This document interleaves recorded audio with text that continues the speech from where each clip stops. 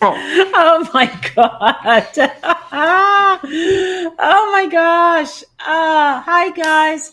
So this time I did take it up to HD instead of standard definition because it said it was defaulting at 720 anyway. yeah, it sort of didn't give us an option. It sort of just said, you're doing So 720. yeah, even though I had selected lower last time. I'm hoping that the internet speeds are fast enough here to carry a high definition stream. You'll have to let us know if we're looking blocky or kind of like yeah. So hello, nature lover and Annie Vet, honey. Jumping on before I see our that. class. Getting on before you have your class. That's awesome. Hi, Cindy and Lisa. Oh, good. And Patsy. So I think we should just give a little bit of time, maybe about 5 minutes, for people who are interested in this topic to jump on. This was recommended. I did ask on some of the posts if we're going to do a weekly live, if anyone had something that they want us to talk about, to please let us know. And it was brought up on Facebook. I'd like to know a little bit more about the utilities. So, to be fair, we don't pay rent and we only pay utilities when we have to, which is not that often with Airbnb experiences. Well, when we're told we have to. When part of the Airbnb, Yeah.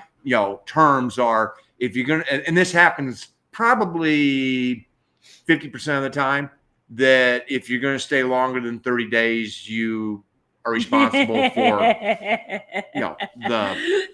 Benito can see your nose hair. I know it. Well, most people can. I mean, it sort of goes all the way down. So hola, Benito and Michelle. And Memories. Hola. Nice to have you here tonight. And Linda. Hello. Buenas tardes. También. So. Yeah, about probably half of our Airbnbs we've had to. Was it really half? Yeah. I mean, okay. Yeah. I mean. Okay. And Robert, yes. Thank you for the suggestion. As I was saying, I had asked for suggestions if it was a specific topic, and Robert suggested this about the utilities. So, wait, what? I want to hold on just a second. Sorry, Robert. With coffee cup, change my picture and name. Okay, thank you. So Robert suggested utilities. And Robert, I just want to have a disclaimer here that because we don't pay regular rent, because we've never asked to have utilities hooked up, since we have no utilities in our name, our experiences are really going to be hit and miss. They're random. They're here, they're there. It's related to how we deal with having an Airbnb, and sometimes the requirements are that we pay some of the utilities depending on what it is and where we are. And it has varied greatly from location to location. But we have some really good examples to share with you, particularly with the electricity. And you will see that it's depending upon where you're at, the numbers vary greatly. So I think we could start maybe with how about all right, first of all, a lot of services in Mexico will require you to come to them with a utility bill. Most often people will bring the CFE bill, their electricity bill. The funny thing about it is the bill doesn't even need to be in your name. Nope. It's just the address where you live. And don't know why. I mean, I guess it's proof of your address, except your name is not on there, but that's what they want. They want a utility bill with your address. And we've seen that occur many times where someone has to get, I think a driver's license might be one of them. Bank accounts. Things like that. Yeah. It's sort of, I guess it's their way of going, okay, you're a responsible citizen, even though it's not in your name, and it may not even be your address, but I got a CFE bill. So yeah, it's very strange. Yeah. A high bill for us was $1,100 for 2 months. Oh, Annie, I can't remember. Do you guys have air conditioning? And was it because of that? And was it because it was summer and you were running air? I'm just curious. And that is high. I mean, that's high. They're in a Querétaro area. I understand that, but I know. We're going to show them how. I know. Yeah. But they're in Querétaro. I and know. For Querétaro, I know where they're at. That is high because we have a bill from Querétaro and one from San Miguel de Allende. But the one you have to remember, the one that we're going to show them for Querétaro. Hola, Wilfredo. That was during the winter. So, there was not. No, that is true. There was not going to be any air. There really wasn't any fans being run. But the thing about, we'll get to that too. We'll discuss the various reasons why the bills can be high or low. Okay, so one of the things that happens frequently is if you rent, you will often have the bills are in your landlord's name. And though they may get dropped off at your place of residence, it could be dropped off in your mailbox. It could be stuck in your door. It could be shoved up a hole outside your door. It can be.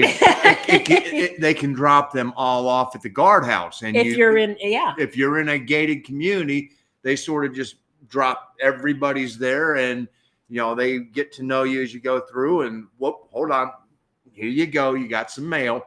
And Robert, they actually come out in 2-month increments. So you get 6 bills a year. We have an echo. Why do we? Is everyone else getting an echo? Echo. Oh. We shouldn't have one. I don't know. Yeah, I'm looking. It has echo cancellation turned on, so we should and not. Noise suppression's on. Okay, so no echo. Okay. All right. Okay, so Annie, you guys were running fans. You don't have AC, I'm assuming. A lot of people in that area of the country do not have air conditioning, and they often do not have heat. So they'll have space heaters. Yep. And space heaters will. Oh, they will. They're worse than fans. Getting things warm. So, but yeah, you get your CFE bill every 2 months. And he was asking how often it goes out, not how often the bill comes. Oh, we'll get to that. It goes out about every 2 days. It depends. I'm joking.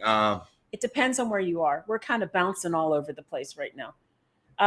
Okay, so you get the bill, and the bill's going to be in your landlord's name more often than not, and you just pay it. They'll shove it wherever they can shove it, or it'll be at a guardhouse, like he said. If you're in a development, and you literally have about 15 days max to get that thing paid. They don't play. They give you the day, your last day, that you have to have it paid. And the next day they turn it off, and they're not kidding. It's off. Yep. And then you got reconnection fees and everything else. And I don't know, I have some examples. I can show you a few examples. So let me do this. For those of you who live in Mexico, you're going to go, yeah, I've seen that before every 2 months. Turn Annie off for a minute. Okay, so this is what a CFE bill looks like when it comes, and it comes every 2 months. Now, we are by no means experts on how to read nor interpret this, but we do know that there's a little triangle they put on this colored bar, okay? And for the bill that they're sending you, they give you an idea of where you are at that period of time in your 2-month period in usage. Or you want to kind of keep it in the green if you can. Once you start getting into the red, if you have repeated bills showing up in the red, there's a good chance they're going to bump you up into a higher paying bracket. Well, you have to understand that the CFE is also augmented, subsidized by the federal government, and to help make sure that everybody has affordable, electricity. And if you abuse it, you pay for it. You'll pay a higher rate. You pay, basically goodbye subsidy. It's all now on you, and you pay the full rate. Remember that. Keep that in mind because that's coming. Yeah. So we don't know how long you have to be in the higher bracket before they let you in the lower bracket again. Like if you were to cut your usage, how many cycles until they lower you back down? Maybe they never do. We don't really know. We've heard from some landlords that you don't want to get there because getting out of it, it takes a while. It takes a while, and like a year, or more. I don't know. And you have to consistently show that you have cut that usage. Yes. So it could essentially double your bill if you get out of the subsidized bracket. Yeah. So I'm going to try to blow this up so you can see it a little better. This is not the best image. It was a blurry image. This was our bill in Querétaro. And we paid... Zakia, exactly. Oh, yeah, we were in Zakia. And we paid 588 pesos for 2 months. Now, that house in Zakia was a newer home, 2-story, no air conditioning. Nope. No heaters. Nope. It was winter. Yep. And there were a few mornings where I did turn on a space heater in one of the rooms, but only for a couple of hours in the morning until it warmed up. By the afternoon, the way the sun would hit the windows, it warmed up significantly. Yeah, to the point where there were some times that when we first started to go to bed, it was turn the fan on just to get some air movement. Now, down here, it says that this was issued, or it shows the period of the billing. So it's going to have October and November, I guess, because it says that's the period of the bill. So we had until January 9th. And they were going to turn it off January the 10th. January 10th. Yep. And I can't remember the exact day we got this, but we only had a few days because I think if on the next one it shows the receipt, I think we paid it on like the 8th. Yeah, like we didn't know where the bill was. And we didn't quite, we were very new in Mexico, and so this was like, and then we happened to look at it and go, oh crap, we don't have long to get this paid. So yeah. And so it was learning how to pay it, trying to figure out how to read it. At least up here it says total to pay. Yep. So we take this to, we took this to an OXXO. Our neighborhood OXXO. And OXXO scans this part down here. And then you pay them like a commission. It's a nominal fee. Yeah. I can't remember. It'll show on the next one. Yeah, it might be 10 pesos or something. Okay, so we take it somewhere to get paid. Let me see if I can get this to, there we go. And this is what it looked like. This is the receipt from OXXO. So, well, does it say here what we paid OXXO though? Yeah, 588. That's how much the bill was. We also paid a fee to OXXO. No, I guess it doesn't. It's not a lot. It wasn't very much. It's not a lot at all. It's 10 pesos, 13 pesos, something like that. It's not a lot.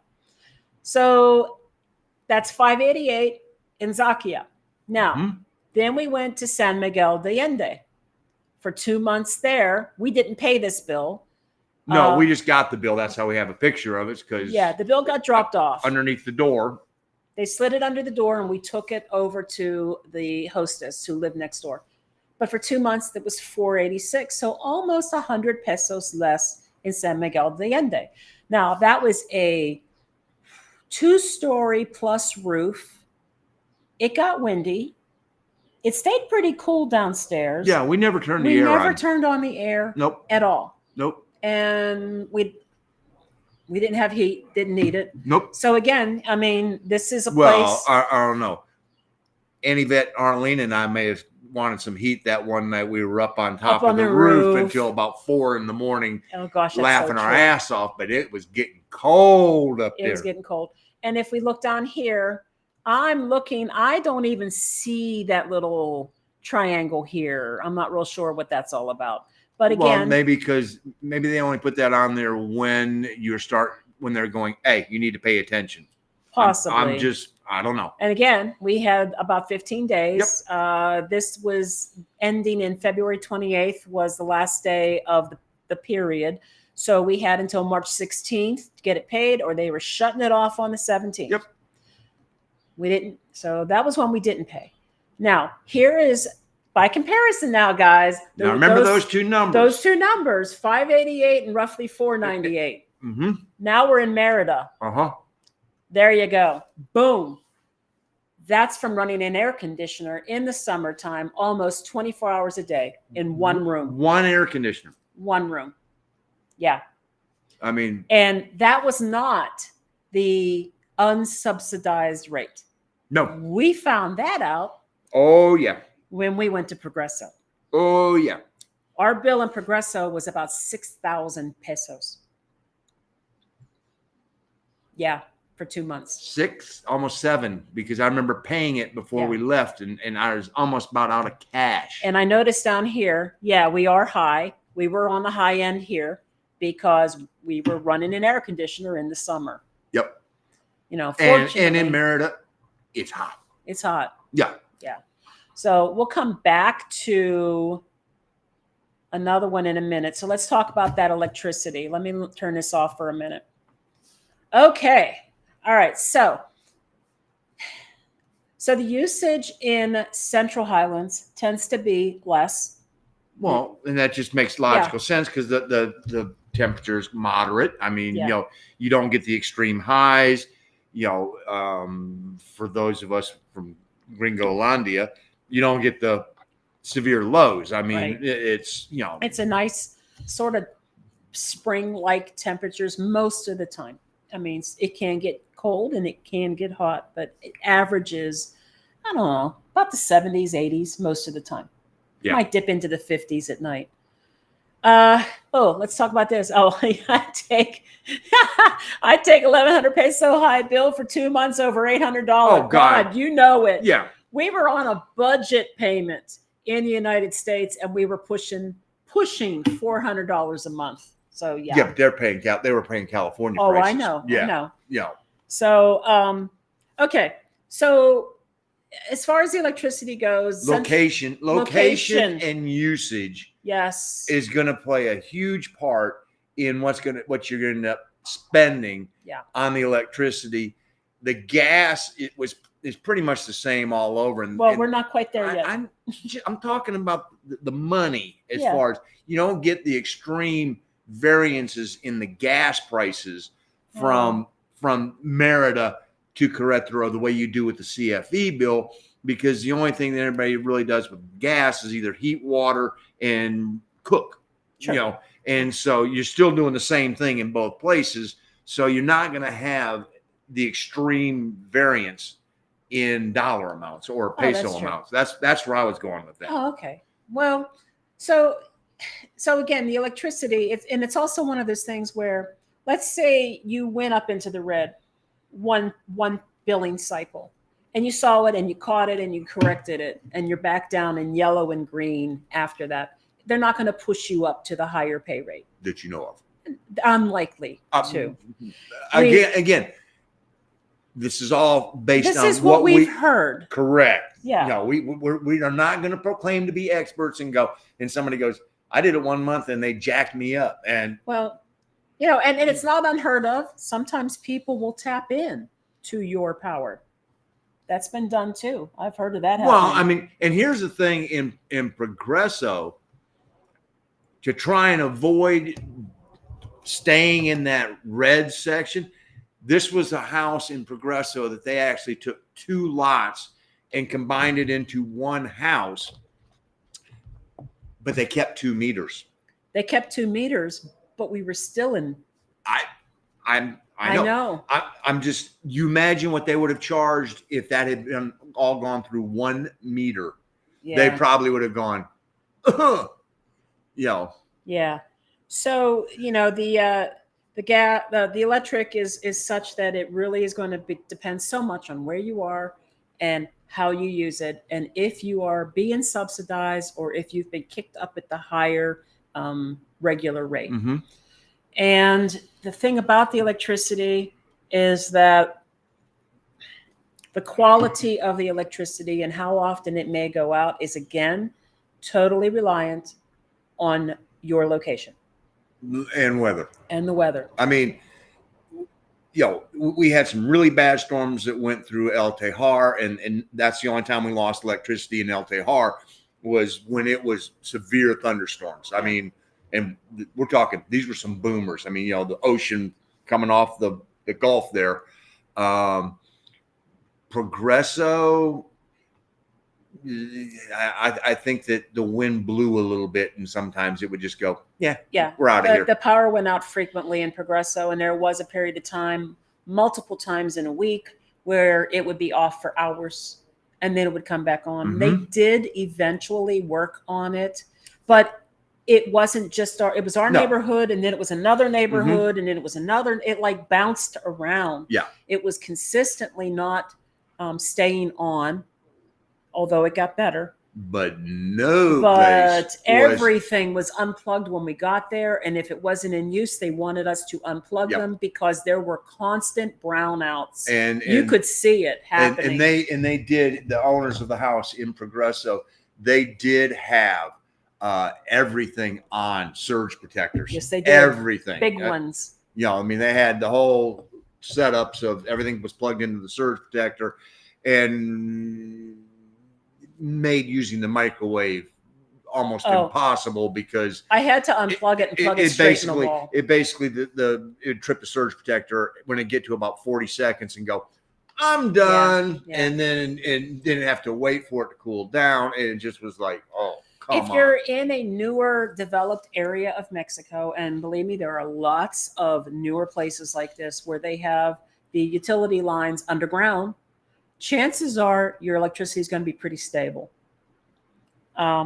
If you're in a part of Mexico where the utility lines are above ground, it kind of depends on how well cared for they are. I don't really know how to say. But I'm not going to. We were in a very new area in Tulum, and that sucked. I mean. Okay, and that was because of construction. We think. I mean, the power would go off for hours, multiple times. And none of it was above ground. It was all below ground. Was below ground. So, that's what led us to make the determination that we thought that it was due to all the construction that was going on in the area. But it was frequent. Yeah. Frequent. So I would say the electricity was the most stable in Zakia, San Miguel. We didn't have any problems in SLP. San Luis Potosí. And so right now we're talking Central Highlands, and some of that was below ground, some of that was above ground, and they were all stable. Yeah. I mean, and honest to God, you went up on the roof in San Luis Potosí, and it was a bird's nest of wires that was just going here, there, but we never had an issue. The only, we've been here now in Tuxtla for 10 days, and we had that one outage. 11 hours. 11 hours, and it's hot. We're going through a heat wave. Unfortunately, I mean, we couldn't have timed it any better. I mean, it went out at 1:10 in the morning, and then it came on at noon. So if you're going to pick 11 hours to be without air conditioning, those are probably the 11 that you're going to pick, because but it was still uncomfortable. But it was a pretty big outage. The entire neighborhood was out. And I mean, all the neighborhood. It wasn't just like it was a couple streets. It was boom. So I think somebody somewhere took out a power pole. Something happened. Yeah, it was several blocks. Yeah. I mean, it was almost all the way down to the Carretera. So now in Progresso, it would get very windy. So I think the wind had a lot to do with the power outages there. And let me see, Tulum, I think it's construction. Playa Car, we never had an issue. I think the power went out very, very briefly in Merida. Very briefly. Yeah. It was never a big thing. It went out a few times, but it was never a huge thing. No. So, I mean, it's hit and miss. It is hit and miss. And we really can't tell you that one area is better than the other. I mean, we can tell you for sure that new area in Tulum, that's just It's not good. They're growing so fast they don't know what to do, and it's multiple times per week. And yeah, that was by far the worst that we've experienced as far as outages. Progresso's probably second. Progresso would be second. El Tejar was probably third, but El Tejar was all totally weather. I mean, that was I mean, they get a thunderstorm and you could almost count on the fact that you hear there's a good crack of lightning. Okay, power's going out in about 5 to 10 minutes, and there it goes. And the funny thing is I've noticed in the places that seem to have the most issue with power, they frequently will have surge protectors for their appliances. Mm-hmm. And so they know. If they've got surge protectors, there's a reason they have them. They've either lost some appliances because of these outages and brownouts, or they're just being proactively safe. The whole reason we made the 10 things that you should bring to Mexico. One of these days, we're going to come back to that video and readdress it because it was funny. We weren't living in Mexico yet. No. And we made this video and we caught... Based upon our travels to Mexico. And we caught some criticism from people who thought maybe we should live in Mexico because we didn't know what we were talking about. Well, guess what? Now we live in Mexico, and we certainly know what we're talking about. And so maybe in Central Highlands, you don't experience this as much, but in the Yucatan, we've experienced it a lot. And now we're in Southern Mexico and we're experiencing it here too. Well, once. Well, we did, was it today or yesterday? We had a flicker. I mean, it was one of those where it was last night. It on and off. And I mean, less than half a second, and then enough to reset everything, and then it did another half a second, and then it was on again. But you do like 3 of those flickers in a row, and that could mess up some appliances, right? Yeah. So that's our experience with the consistency of service and how its reliability, and what's if we run into outages. We can't really speak to more than that because we haven't had to deal with more than that. I hope that that's somewhat helpful.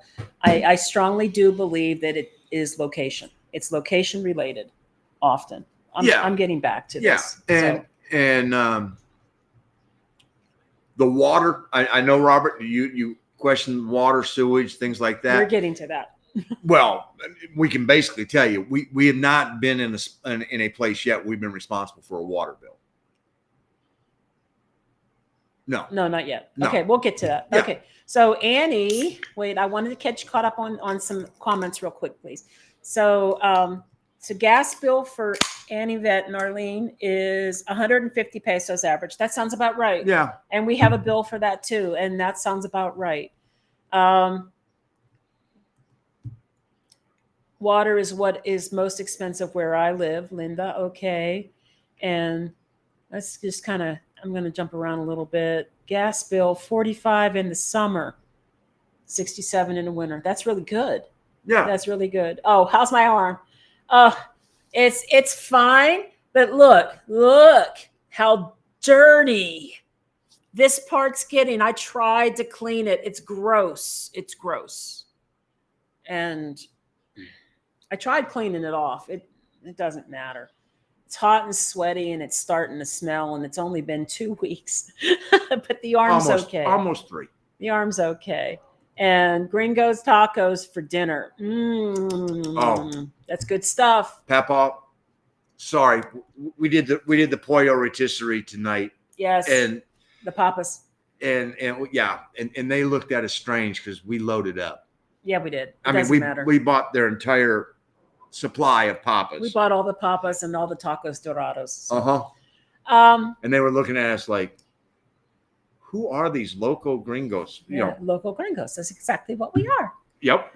CFE app makes life easier. Yeah, you can get that. I think if you use the QR code right there on the bill, and that way you just get the bill comes in. Did I have it here? No, go back one. Go back one. All right, hold on. Let me go back.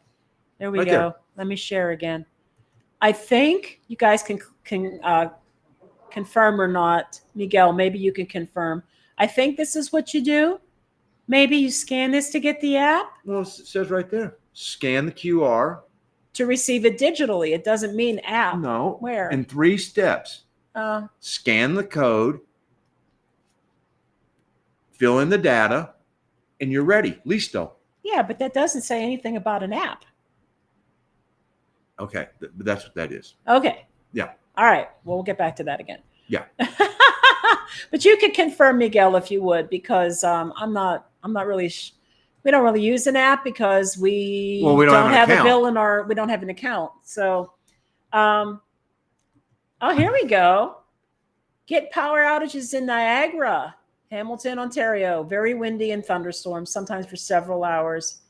Yeah, I mean, you get power outages. We used to get them frequently in Asheville too.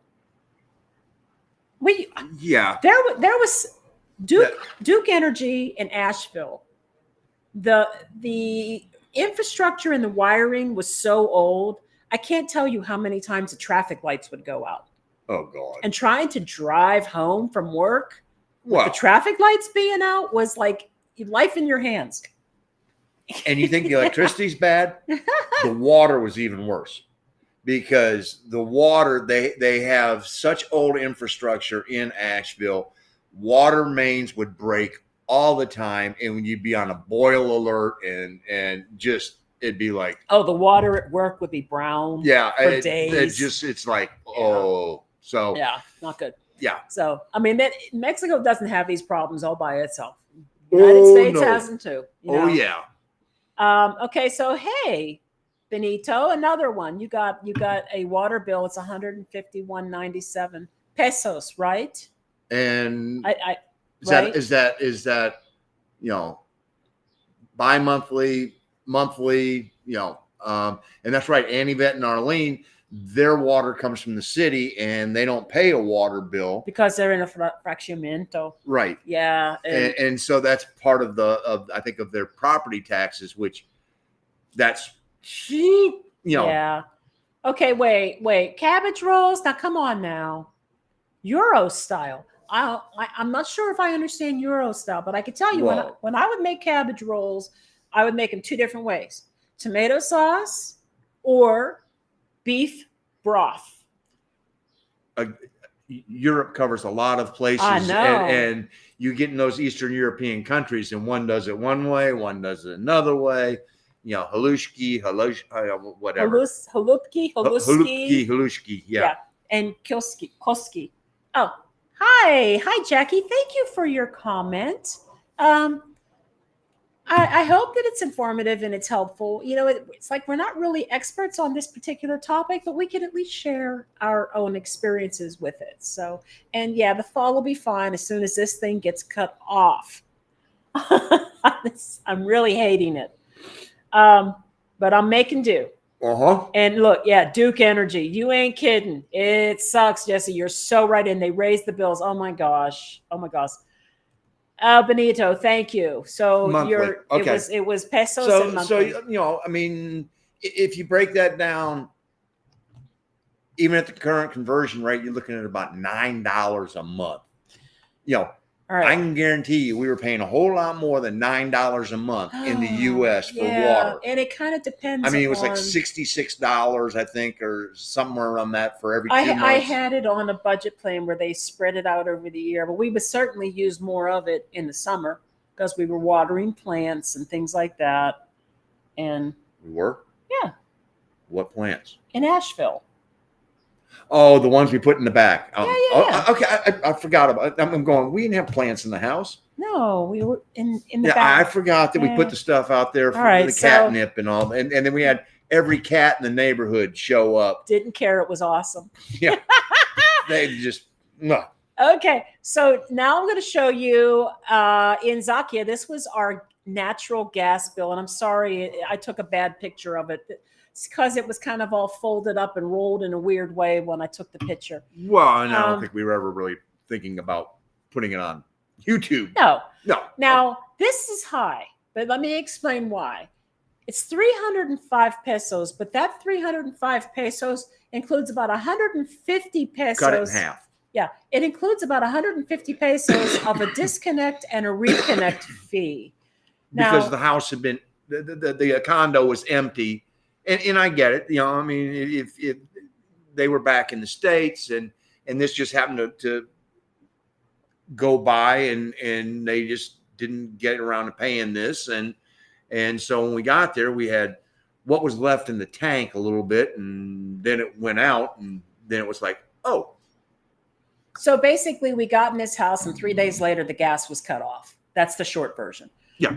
And the reason it got cut off is because no one had been living in the house, and it just the bill didn't get paid. Right. It just fell through the cracks, and so it got cut off. Now, the bad thing about it is we had literally just arrived in Mexico, and we were nowhere nearly prepared enough to have a conversation with a gas company representative to ask them, one, why don't we have gas? And two, how do we get it turned back on? And I had to go to a Facebook group for Querétaro and just ask if anyone was able to help. And somebody actually volunteered to call the gas company, give them the information, and ask them what had happened and what we needed to do to get it turned back on. Well, that's why you have the picture, because that's how you shared the picture. That's how I shared it, because I didn't know what was happening. All I knew is we had nothing to cook with and we had no hot water. So, and when I went down here to look, and I know this is blurry, I apologize because this was not meant to be shared on YouTube, obviously. But here are the amounts for gas, I guess previous, I don't know. And here's the first month and the second month, and okay. Yeah. But here's where we have almost about $156 right here pesos was a disconnection and then a reconnection. Yep. So, in all honesty, this bill would be right where about where everybody else was saying. Where everyone else is. About 150 pesos. Yeah. For 2 months. And this was natural gas. It was because this was a new development, and we had on-demand water heat. The kind where, gosh, it's so nice. You never run out of hot water. It just cooked instantly on demand. So you don't have a hot water tank wasting your gas, heating your water, which was nice. 305. So I can honestly say we haven't had any issues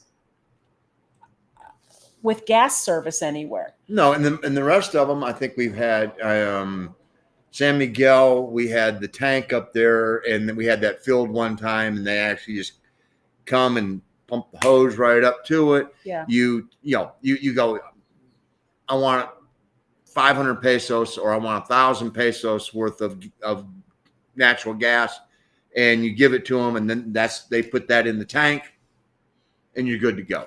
Yeah. So there's also, like, maybe you guys, if you live here, you might have heard the Zeta gas truck that goes around. Zeta gas. But sometimes that's just a big tanker that fills up your tank, or sometimes you have these gas companies that will replace a cylinder. There's various ways around it. Mm-hmm. Those are typically propane, I believe, right? No, yeah, LP. So liquid propane. Mm-hmm. But in Querétaro, we had natural gas. So there's differences there. I want to say most places where we have stayed, it has been liquid propane. Mm-hmm. Most places. Other than Zakia. Yeah. And we didn't have to pay those bills. No. The only time we paid was in Zakia. There was once that we paid, because I remember paying the guys to fill up the. Really? Yeah, it was 300 pesos. What was that? I knew you were going to ask me that. I don't remember us paying. Merida. I remember because we really were not the ones responsible for paying it. But we were there. So in reality, no, we did not pay that bill. He paid it because he was standing there, but that money was actually being covered by the host. The host. Yeah. So he says that, but no, we didn't pay that. That wasn't us. but it was a case where we were paying for the weekly cleaning service. Yeah. And so and it was in lieu of paying her for the because she got her money from the host for Yeah. cleaning. Yeah. And then we paid the host. Well, the gas was running low. And so it was one of those where the host called and said, look, the gas people are coming.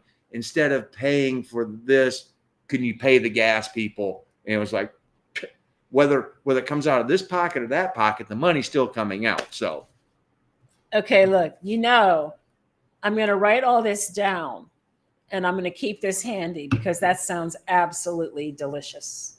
So that looks really good. You should send like the official recipe to us. All right. Hola, Elsa. I'm coming back. Sorry. We use a gas service. We have cylinder, which they change every 6 weeks. We pay between 500 and 550 pesos. That sounds about right. Yeah. Yeah. Because that 300 pesos that we had, that lasted us 3 months. Honestly. Yeah. Yeah. I mean, so. Yep. And hola. Well, I don't know when we filled. I think we filled it up like halfway through, and we don't know how much was in there. So, all we can really say is that 300 pesos lasted us about 6 weeks because we don't know where it was at when we left. So, right. I mean, we could have drained it really low. Who knows? I'm trying to think. Washers and dryers and things like that. I think most of the time those are run on gas. Yes. Because the electricity can be so expensive in Mexico in general. The dryers, you can almost ascertain they're going to be a gas dryer. I think.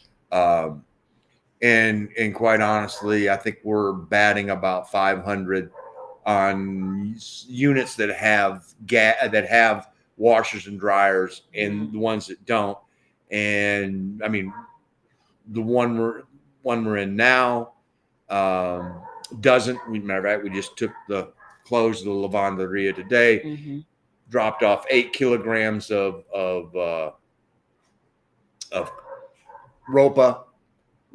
for them to wash, and 120 pesos. So 15 pesos per kilogram.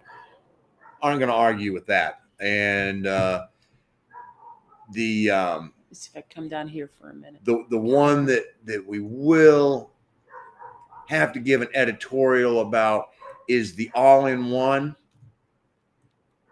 The one we had did not work worth 8. Yeah, the 2-in-1s don't work. The wash and dry. I'm not condoning all of them. I'm just saying the one that we had. But I haven't heard a positive review from anybody who's used them. So I'd stay away. Again, down here, I mean, there's all these different things, where can you pay? This is a really cool one right here. Look, where can you pay this? They tell you all these places that you can go pay at a bank, at an OXXO. Sometimes you can pay at the grocery store. Well, it says right there, Soriana. Yeah. I mean, it depends. Depends on where you live. Sometimes Chedraui does it.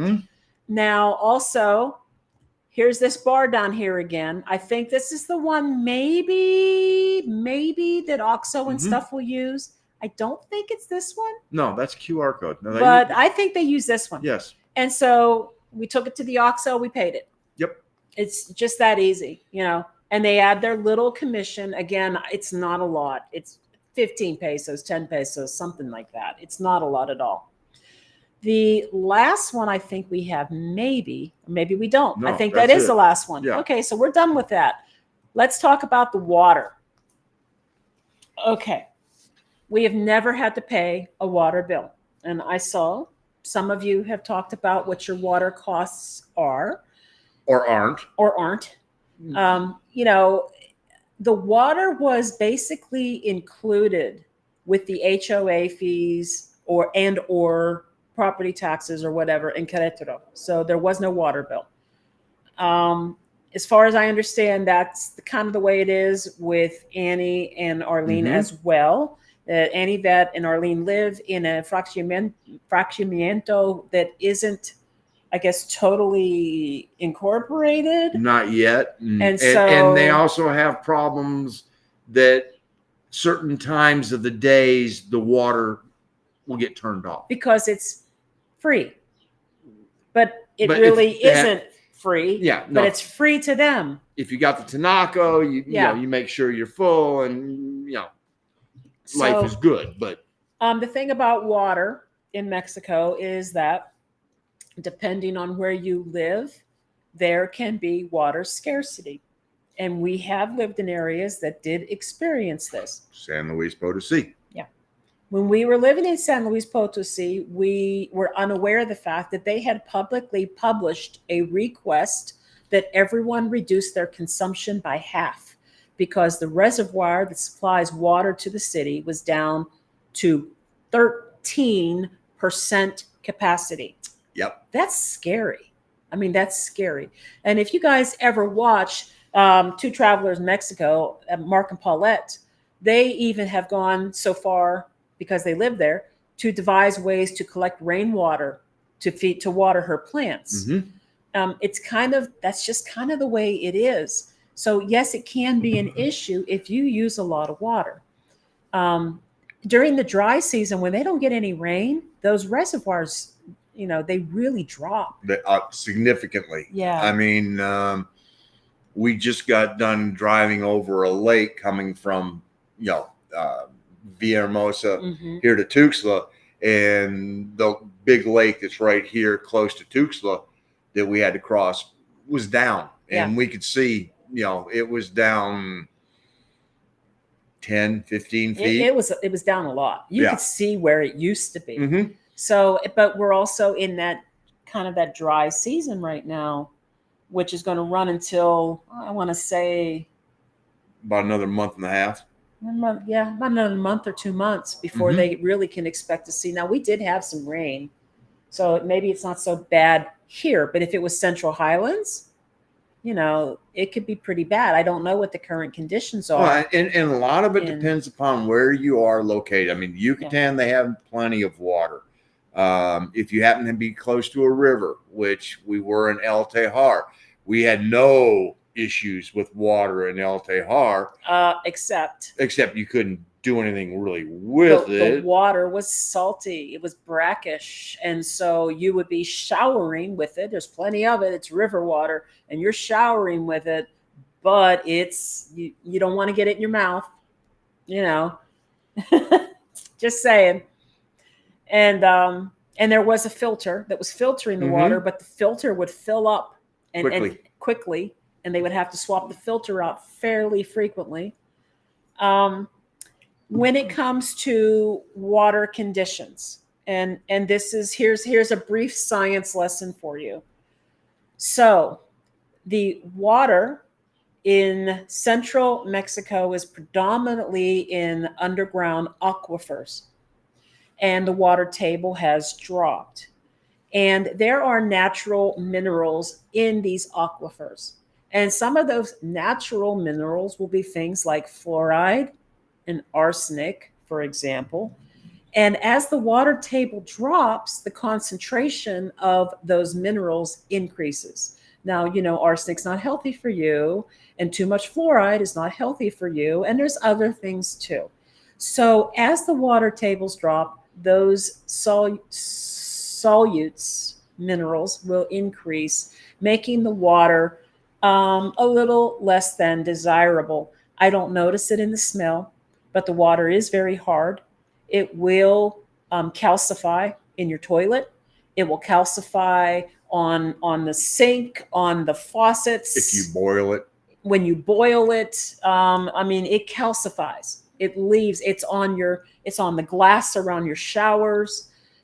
I've seen. Well, we know this now because we bought 99% acetic acid by accident in Valladolid. Vinagre. We thought it was vinegar. No, it was vinegar. It was 99% acetic acid. Wow. Yeah. But it's great for getting that calcified junk out of the toilet. Just saying. It's really good for that. It's good for cleaning. And if you want heartburn, go ahead. But, put that on some cabbage and you'll be like, oh, goodness. Yeah. So we've experienced that where the water was very, very hard. And as the water tables dropped, like the reservoir in San Luis, it's hard. It also has increased mineralization. And that was also the case. There's also the case in San Miguel. Yep. You know, Yep. any of those central highlands that are basically totally dependent upon those reservoirs being filled by rainwater. As they drop, that mineral is going to seep into Yep. the reservoir, and until it's got more water put back in there to help dilute it back out, you get close to that point where you start getting down 15, 14, 13%. Yeah. Those numbers are a little higher than what you're going to feel comfortable in, which is why we all use the Garafons. Yeah. So we have the Garafon to use for our drinking water. We use that to cook if we're mixing water into something that we're going to eat. Mm-hmm. If I'm making coffee, if I'm making, limonada or jamaica or something like that, we use the Garafon water. If we're boiling pasta, we will use tap water.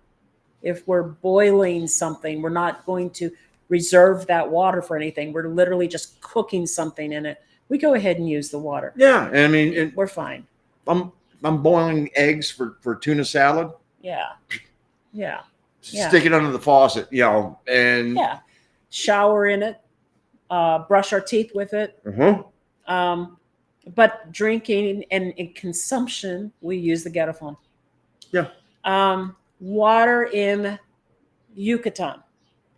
Don't notice any scarcity.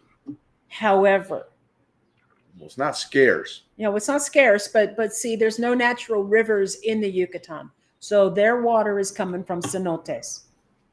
And as it has for centuries and centuries and centuries. And the cenotes, the water comes to the cenotes by filtering down through the ground. Through the mangroves and the through jungle. The mangroves, yes. And some of the issues they're experiencing, particularly in Yucatan right now, is farming and pesticides seeping down into the water. That ain't all that's getting down there. I know. I'm not there yet. No, okay. So there has been reports, but these reports are 8-9 years old. I think one might be 5 or 7 years old, of increased cancer in certain locations like Merida. But the problem is, I did challenge someone one time who just kept repeatedly talking about the horrible quality of water in all the places we had been in. And I finally said, can you show me, just give me a peer-reviewed medical journal article that's been published within the last 2 or 3 years? Because he kept publishing the same old stuff and he couldn't do it. So, word of the wise, if you want a challenger, bring it on. She's always open for debate. Yeah. But get your gun loaded and make sure that what you're bringing is accurate and has scientific validity to it. Because if it doesn't, I mean, I am a scientist after all. Just saying. I'm a clinical scientist with a pre-med degree. There are arguments that can be had, and there's hills that I don't want to die on, because it's like, I'm going to lose. Well, so why am I going to go there? I mean, it's just, if she wants to talk to me about why is the ERA going up in the American League, but it's dropping in the National League, I'm going to win that one. Oh yeah. We all have something that we're really good at, and science is my thing. If the discussion is going to be Peter Gabriel Genesis versus Phil Collins Genesis, I ain't going there either. No, of course not. So anyway, pick your battles. The thing is there have been studies published by universities, but these studies are old. They're old, and I can never find anything new. There are issues with the arsenic and the fluoride in the water tables in central Mexico, particularly for places like San Miguel de Allende. There are issues with pesticide concentrations in the cenotes, in the Yucatan, especially around Merida. But these articles are old. Okay. And there's been nothing new produced. And so I would say that cancer, is there an increase in the rise of cancer? Yes. Yes, there is. Cancer can be passed by genetics and it can be caused by environment. It could be a mix of both. It could be that there's a lot of other things in our environment that are causing these things. It could be the stuff seeping into this water bottle. And it know. also could be that it is something that they used to pass off as being another disease that they now have been determined that we're now going to call this a cancer because we've now been able to study it and go, Well, yes, this is a type of cancer.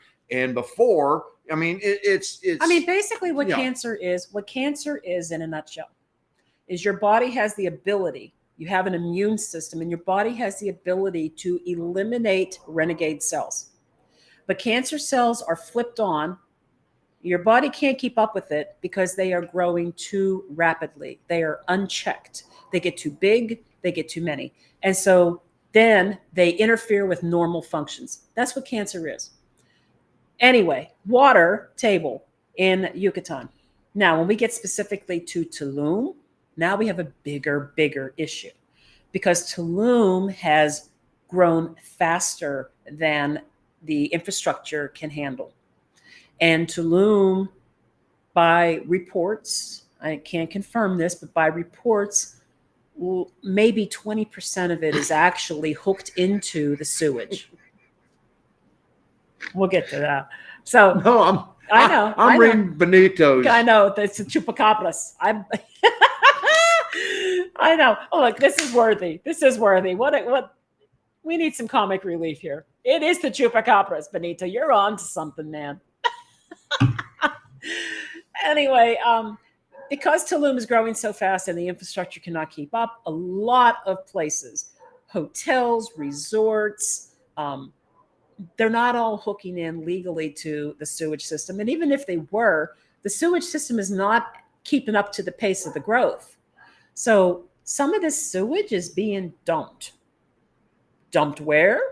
Into the ground, into the mangroves. Maybe some of it is being treated on site. Maybe some of these resorts have a way to treat their own sewage. But the point is, there are videos on YouTube that show scuba divers swimming in the cenotes, and there is fecal matter floating above them in the cenote. And you wonder why my ass does not get in the cenotes. Yeah. I mean, yeah, you're the one that gets in them. I don't. I don't get in them in Tulum. Wow. Now, another thing going on in Tulum is there's a lot of partying going on. No. There's a lot of raves. There's a lot of these festivals, these DJ. I'll never understand what a DJ festival is all about. If it's a band playing, I'm all for that. But 3 days of watching a guy do this, I don't get it. But people do that. And they're at these really huge parties. And guess what's happening at these parties? A lot of drugs. Well, some of those cenotes have tested positive for, ecstasy, and cocaine. There's a lot going on in Tulum. I guess that was the wrong time to sniff. Yeah, it was. That was You really, don't. More. No. No, I don't. No more. Anyway, but there's I'm tired issues of there. waking up on the floor. We don't know anything about water quality beyond central Mexico west. We know nothing. I'd say the water here is pretty good. Yeah, it seems fine. I mean, first of all, you have a big lake and you got a big river. Yeah. So I mean, it's not an issue here in Chiapas because this is the jungle. This is the rainforest part of Mexico. Not that looking around where we're at, because we're in the northernmost part of Chiapas, it's still pretty arid and brown up here, but you could see more of the green as we were coming over from Villahermosa. It was starting to turn more green. Yeah. And we will know even more in 3 weeks when we're in Chiapas. We're in Chiapas right now. Oh. When we're in San Cristobal de las Casas. True. Still, Yes. still Chiapas. It's still Chiapas. Yes. But water scarcity is a real thing. It is an issue. It is, and especially in the dry, arid areas of the country. And the sustainability as Mexico continues to grow in population, the issue of how to address, supplying, growing, and we're talking some, cities like Querétaro that are exploding in growth. How do we make sure that they have enough water? San Miguel, San Luis Potosí, all of these places need water. And, the more people that continue to move there, that just is going to tax the system even further. So it's a situation that is one that everybody's trying to figure out. And if you really look at Mexico, there's not an abundance of natural water. It's one of the things that being in places like Canada and the United States, we really sort of take water for granted because of the fact that there is such an abundance, of natural water. And down here, you start going, whoa, okay, hold on. I'm sorry, this is funny. Papa, most legitimate thing I saw in Tulum last week were the 3 Hells Angels. Tulum is not what it used to be. No, not at all. I didn't enjoy our time there. I really didn't. And we were comfortable where we were staying. We really didn't venture out. We can't fault the accommodations where we were at, because that part was great. But Tulum just has a vibe that's not us. It's so very, I don't know what. It's. Oh, I know what, but it's not what it was. And it's not what we are. Let's leave it at that. I mean, it's not what it was, and it's not what we are. So let's talk about water. Okay. We just did water. Water pressure. Most of the time, in most places we have been, has been pretty bad. And the way they improve water pressure is either 1, a very strong pump from a cistern, or 2, tinacos. And tinacos can be small or very large, usually on the roof of the house, so that gravity will allow the pressure to increase. And that doesn't always solve the problem. It doesn't always. Because by Valladolid, there was a tinaco, and if we did not go to the back of the house and actually open up the sink in the back bathroom, open up the sink in the middle bathroom, just so we could get water to the sink in the kitchen. Yeah, there was no water pressure in the kitchen. If you didn't open it up in that manner to get the flow going, you turn it on in the sink in the kitchen, and it just sort of go barely, and you'd be like, And the time we stayed in San Luis Potosí, which we did not know, they had turned off the water supply. So all we had was what was in the tinaco. Whatever's in the tinaco. And when I was away in the States dealing with my job and computer issue, he ran out of water. And I had to contact the host, and they took care of it right away. Yeah. But they probably turned the water off because they didn't want people just. If you are aware that there's a finite amount of water, right, you pay attention. Yeah. And we had been there 2.5 weeks or 3 weeks, whatever. And they were like, "Oh God, we're sorry. We meant to come fill that up." And and they came over, filled it up, and we were good the rest of the trip. Yeah. So I mean, they had it turned off probably because of the water restriction going on during that time. But yeah, I mean, Merida was good water pressure, and oh my God, what a hot water heater! Hot. Oh, good hot water. The tinacos, if you've never seen, I actually opened one up one time to take a look at how this works. So the tinacos have basically a toilet bowl float. If you've ever seen the bulb that floats on the water when you flush your toilet, and it fills up and it raises the bulb and then it shuts it off. Well, that's what raises Mr. Tidy Bowl. Yes. Yeah. So that's what the Tanakos have inside them as well. So as the water drops, then it turns on the water coming in from the city or wherever it's coming in from. And then once it gets to a certain level, it shuts it off again. And a lot of people will have a Tanako even if they have a cistern. Well, that was El Tehar. Mm-hmm. El Tehar, there was and I mean, huge, huge cistern that was underneath the carport. Yeah. I mean, we're talking. I think that was 100,000 litros.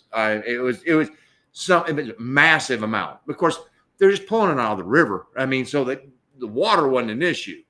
Well, the quality of the water was an issue. The quantity of the water was not an issue. Yeah. And so, they fill that thing up. And it was the same thing. It had the float valve on there. And, when it reached a certain point, stop. But then that pump would pump the water up to the Tanako so that the gravity would give it, some pull so that when you took a shower, you weren't under there going, well, and they use some good tricks. They'll use those shower heads. The rain. That often that will concentrate the water so it feels like there's more coming out than there actually is, which is a great idea because it's conserving water, but it's also giving you the impression that there's more pressure than there actually is. Well, it's enough to get the water, the soap out of your hair. Yeah. Which harder for you than it is for me. And we've noticed a lot of times not every place will have hot water.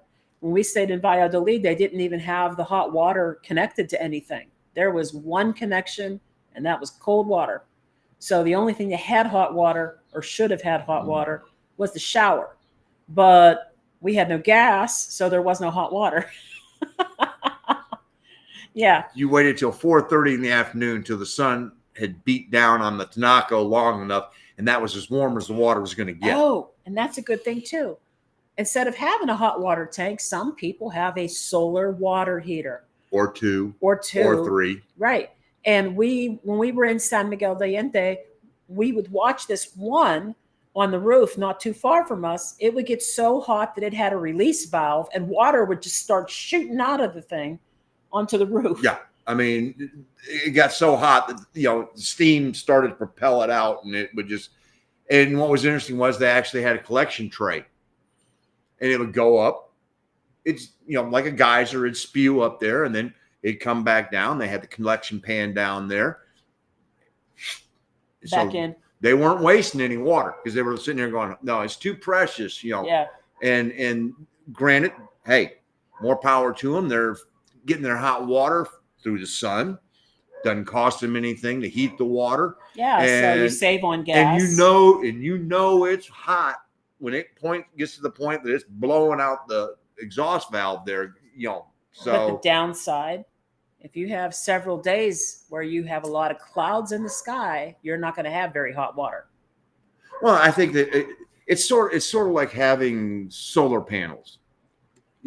Solar panels are great as an auxiliary, and but if you need to have that backup just in case, and so if you can live off the solar panels and keep your CFE bill down, more power to you. But if you're working and you're going, I need this, well. So memories, when you're not familiar with Cuba's water system and how things are set up, if you could enlighten us, that would be helpful. Well, it's a question mark. I mean, we don't know. We don't know anything about Cuba. Being from the United States, we had that small window where we were able to go to Cuba. Yeah. And, that's just, and we have gotten used to it. Yes, we're used to it. Thank you. No, you're right. These are just differences. Yeah. And we just kind of share this with people who are watching who aren't familiar with how life is in Mexico. You just get used to it. Mm-hmm. If we don't have hot water and we're waiting for warm water out of the Tanako, guess what? We take a shower at the end of the day after the water has been warmed up. It's pretty much what we did in Valladolid.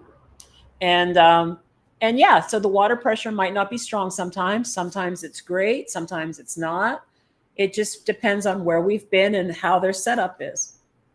pretty much. Well, and if you were to move to an area and you go, you know what, I don't have good water pressure. Yeah. There are things you can do to Mhm. augment your house. Yep. That are going to improve that. So it really just, I mean, just like if we owned that home and buy out a lid, first thing we would be doing is putting some gas in there and turning the damn hot water heater on. Well, true. We had. Yeah, I mean there was a hot water heater there was there. A small hot water heater, but it wasn't heating anything. So Yeah, so there's ways around it of going, hold on, I want this. Well, it's not that you can't get it. Just, being an Airbnb, yeah, we get what we get, and that's just reality. Okay, here's another one related to the water: sewage.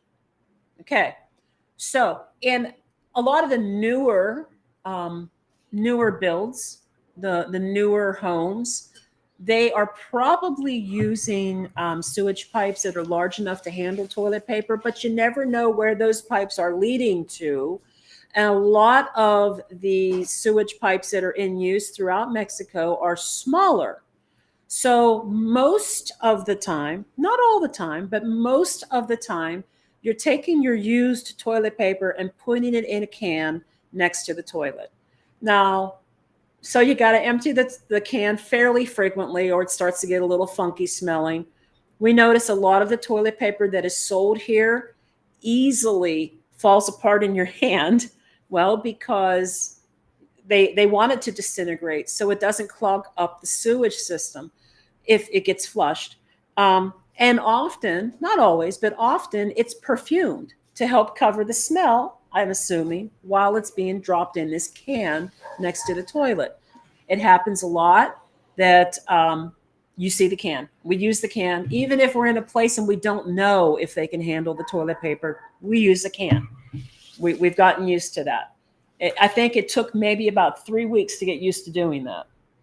Yeah. And the other thing, talking about sewage, is a lot of the newer constructions have put traps in to help keep the smell from returning back up the drains. But a lot of the older, they didn't use traps. And so you will get that smell that will come up there. And that's why you will quite frequently see covers that they will put over the drains in the showers. And, that's, you just go, okay. And they work.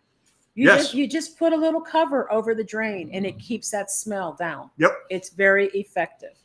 But like right now we're in this house and it's odd. We don't smell anything coming up in the kitchen sink. We don't smell anything in the shower. But in the bathroom sink, there is a sewage smell. I just put a little plastic bag over it. Done. Don't smell it anymore. That's kind of one of those things. Yep. And I don't know this. I don't know if there is ever a sewage bill. We don't know that yet. We don't know that. And we don't until we've never seen one. We've never paid one. We've never been asked about one. Like in the United States, it's often they're wrapped together with the water. Yep. But so we don't know about that. Internet. Okay. Internet has been hit and miss where we have stayed solely due to whatever plan our host. Again, we are at the mercy, of what the host or the owner puts in there. Aww. As far as what they're doing with their particular internet plan. They may not purchase the highest level. They may only purchase, an entry, a small level. Some have purchased very good levels. We've had some phenomenal internet in some locations. Mm-hmm. El Tejar, that just was unbelievable. Gosh, that was the fastest internet we've ever had, and it was mind-blowing. It was like 250, 300 megs up and down. It was incredible. And it was out in the middle of a very rural area, so it just blew my mind that it was so good. It was amazing. Yeah. And we've had some good, and quite honestly, I think the worst we had probably was Zakia and what I discovered. I was going to purchase a higher internet plan, and what I discovered was that it pretty much wasn't too different than what it does cost in the United States. The cost per speed, from what I was finding at the time I looked in Querétaro area, was about the same. And I was a little surprised. But so we went and we got a Starlink dish, and that worked out well most of the time. Mm-hmm. The downside with the Starlink is that you have to have roof access or at least an unobstructed view of the sky so that you get really good speeds. And that's internet. I mean, there's people who have fiber and they have great speeds. It just kind of depends on what's available in your neighborhood, really. Yeah, and what you want to spend. I think Yeah. sometimes that also comes into play. Cellular service. And yeah, the cellular. I mean, We've never been anywhere really where they had landline except Merida, and we never used it. Cellular service is very easy to get, even as a temporary resident. I went with Telcel. I don't know if AT&T and other companies do the same, but Telcel, if you are not a permanent resident, will not give you a regular plan. You would have to do pay as you go, or you have to be added to an existing customer's plan. So I just do pay as you go every 30 days, literally every 30 days, not monthly. Every 30 days, I top up my plan. It's 200 pesos and it works great. And a lot of people use WhatsApp here. So it's not even so much, that you. No, I mean, WhatsApp is the communication backbone of business and everything else. And that's, VPN wise, there's a trend going on right now for those of you who are, going, okay, how am I going to be able to stream things from another country? There's a trend going right now, which we've seen in banking, we've seen it in telephone, cellular service. Right now, the trend is the big boys are buying up the little ones, and we use Surfshark, which is owned by NordVPN. It never used to be. Never used to be. Yeah. So somehow that came around. They just announced that I think it was Axis VPN is going to be shutting down at the end of the month, and all of the purchasers of Axis VPN will now become subscribers of NordVPN. Yep. And the top 10, I think if I remember this correct from this morning, the top 10 VPNs as far as amount of subscribers are owned by 4 companies. Yeah. So I want to jump back to this. I do want to address this. Hola, Francisca. Thank you for joining us tonight. I'm very sorry that you feel that we were speaking negatively about Mexico. It's not our intention to do so. Oh, God, no. We love Mexico. We love Mexico. And we were asked to speak about our experiences with utilities. And the truth is, utilities vary. They change depending on where we have lived. So far, we have lived in Querétaro, San Miguel de Allende, San Luis Potosí, a little bit south of Boca del Rio, Valladolid, Mérida, Progreso, Tulum, and Playa del Carmen. And now we're in Tuxtla Gutierrez. So our experience is different in each place. And so anything that we experience as far as water quality or electricity varies depending on where we live. Well, and somebody asked us, they're thinking about moving to Mexico. And so on the Ask Us Anything, this was one of those where basically it was like, how do you handle the utilities down there in Mexico? Because every country has their own way of dealing with how they're paid, how they're facilitated, what's the infrastructure and everything else. And so we were just trying to answer the questions on those. And there's some parts where, electrical can be a little spotty. There's other places, and pardon us. I mean, and honestly, it's like anybody else. The things that stick out to us are the negatives, because they affect you more. than the fact that, oh yeah, we ran through 3 months in Merida and we had one minor outage. I mean, honestly, out of 3 months. So No, that's good. could that have happened in the That's really U.S. or good. in Canada or any place else? Yeah. Oh yeah, Sure. and Sure. and we never had an outage in Querétaro. I don't think we ever had an outage in San Miguel de Allende. No, and you know what? Water quality, the worst water quality that we ever had in our lives was in the United States, Asheville, North Carolina, where the water was brown. Yeah. And you couldn't drink it for days and you had to boil it. And yeah, I mean, Yep. we have never had that happen in Mexico.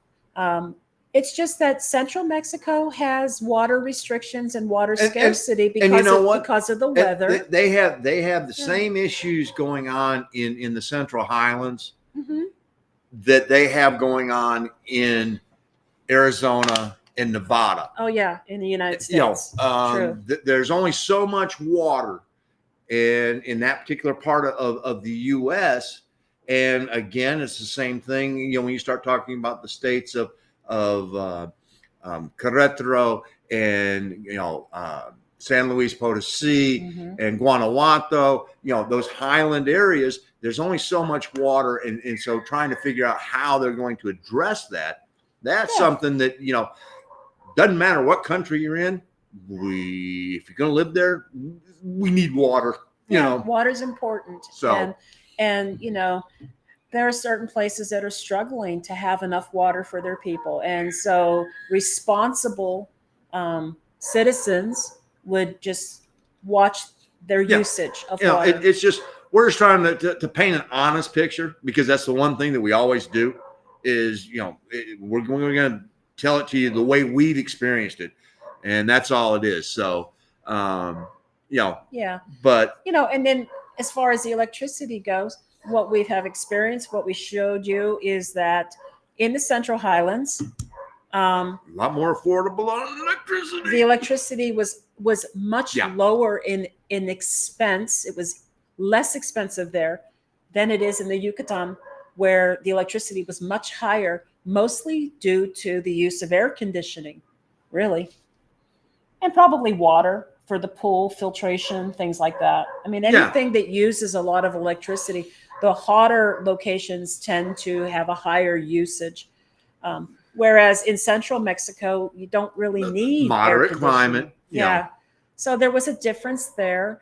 Sometimes people don't quite understand that when they're coming from a place outside of Mexico where they've never had to deal with that. Well,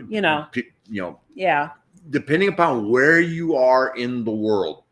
Yeah. The world everybody's got their own issues.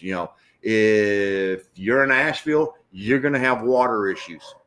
That's just because they never figured out how to properly replace the water mains in Asheville, North Carolina. That's fact of life. They're damn near 200 some years old and haven't really done anything with them.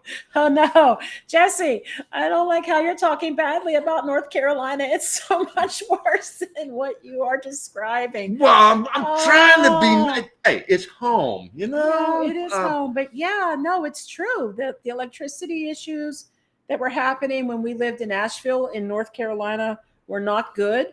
And the water issues were even worse. Oh yeah. So and yes. We're back in real Mexico. We got dogs. Get up in the morning, go down, have my morning cigar, and I'm hearing the roosters crowing, and it's just like, we love it. And the best part is I'm down there, and all of a sudden we're sitting there.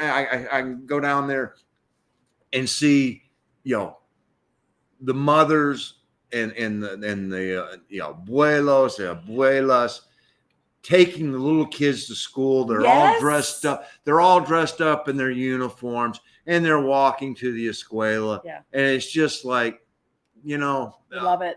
It is nice. It's nice to be back. Yes. Because no offense, Riviera Maya, that's a version of Mexico that's just It's that's tourism. It's its own unique Yes. version of Mexico. We're happy to be out of the tourist areas and back into more residential areas of Mexico. So it's really nice. Those sounds, we've come to love them. The roosters in the morning and the dogs barking and the chirping lizards and the chirping birds. the chirping birds. We've got Yes. a group of sparrows that have used we have a partial garage, and then it's open, and then the house, and so there's a little open area to, but the partial area has got some beams that go across it, and there's a group of sparrows that just love to get up there, gosh. and they're in the morning they're Yes. just chirping back and forth, hopping around on each other Community. and everything else. It's Community. That's exactly right. That's the beauty of Mexico. It is a community. I wanted to go back to Chris's comment about just about every country is having problems with water shortages. That is absolutely true. It's true. Water is a finite source, and what? 2/3 of the earth is covered in water, No, and we I do know. know how to desalinate. No, I So, understand, I mean- but the expense of sucking in water from the ocean. No, can we be more economical and figure out Yeah. ways of not wasting as much? Yeah. Yes. Yeah, that's it. And are there ways of conserving and using the resources we have in a more Oh my efficient gosh. way? Yes. Oh, Memories thought it was her neighbor's dog. Love it. Now, okay, nature lover, sparrows are in mating mode. Oh, yes. What? Oh, I watched this yesterday. Oh my God. Get off me. Get off me. One bird was hopping on the back of this other bird over and over and over until the bottom bird said, I've had enough, and flew away. You ain't doing it for me. Just go away. Just go. It was great to watch. It was hilarious. You know what else is happening right now, though? Termite swarming. Oh gosh, guys. Okay. We're in an older house, and we literally have insects everywhere in this house. They're not bad, but they are on every level in every room in some way. Okay. Well, I mean, It's okay. It is what it is. You're in a rainforest. Yeah, I mean, yeah. you go outside, and sometimes not outside. You get not the cucarachas. We're talking the cucarachas grandes. I mean, put a saddle on them and ride them home. They take off and they have to get clearance from the air traffic control because they're big enough to show up on radar. I mean, our host must have treated the house because we have one room that has a bunch of dead ones that we're going to clean them up, and there's ants everywhere, and that's fine. We got a can of bygone, So last night, these little bugs were coming in and they're swarming around my laptop, and it's dark, so my laptop's got light, and I moved my laptop and I noticed all these wings, and I'm like, what am I dealing with? And then I saw bugs crawling, and they're crawling all over. They're under my laptop. They're on the desk. The wings are everywhere. All kinds of stuff's happening. I spent an hour cleaning this up. What I didn't know is it is termite swarming season. And these termites come up out of the ground and they swarm because the nest might be overpopulated. And these termites come up and swarm and mate, and then they fly off or move off to make a new nest somewhere else. And they're attracted by light. So of course they're coming in, and they were driving me nuts. I've never experienced that before. I didn't even know they were termites. I took a video and a picture and I looked it up online, and I was like, oh, okay, termites. But, when you live in the jungle or when you live in a forested area, you get bugs. It's a fact of life. It's reality. It's what comes with what you're doing. I mean, we got to get used to it. You know what we haven't seen yet? We have not seen a scorpion since Querétaro. I don't think so. Have you? And I can't remember. I love the little lizards. I love lizards. So that's so much They're fun. everywhere. They're everywhere. Love it.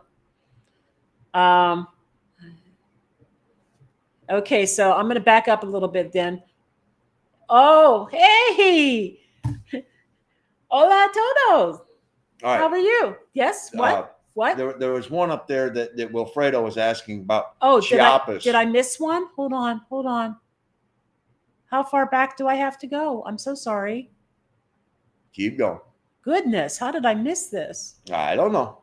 How? Oh, okay. There we go. Sorry, Wilfredo. We caught you. Do you think Chiapas will make it to the top 3 in your list? I'm going to say the heat's going to kill it for me. I mean, this. Oh my gosh, guys! It's 100 degrees before you even add the humidity. We got a little bit of a break this week. It's only in the high 90s, which is more of what their average is. We really, when we happened to get here, it was experiencing heat wave, which is very similar to what we experienced when we got to Veracruz. Okay. But this is Tuxtla. Now, even our host today told us that San Cristobal de las Casas is cold, and we're going there next. So, I mean, maybe it's higher elevation. It's higher elevation. Maybe that's going to be a good place for us. But temperature-wise, Tuxtla Gutierrez is just a little bit too. It's a little too much for me. A little bit. And maybe I'm saying that because I'm in this cast and it gets all sweaty. I mean, I gotta say the food has been the food. Oh man. Oh. Between Kiki's and the rotisserie chicken. Yeah, the carne. Is that carne asada? Is that what we were having at Kiki's? Arranchera. So good. And they're smoking it, and you can see the smoke just rolling out. Their best advertising is opening the door so that the waft of that aroma just comes boiling down the street, and you're just like, it's like baby, we're going to go to Kiki's for lunch. Was it 300 pesos? With tip. Tip. So 300 pesos. It's like 245 pesos with, her Jamaica, my Coke, and order of arranchera, with all the trimmings, and it's like really good. Okay. And of course, we found our rosticeria that actually does the roasted potatoes under the chicken. Those potatoes are phenomenal. They thought I was nuts today. Good. Toto. So good. Huh? Todas las papas. So as I was getting down here, so how is it in Tuxtla? Well, it's hot. It's really hot. This is one of those places where people get up early in the morning and they're busy early in the morning because of the heat.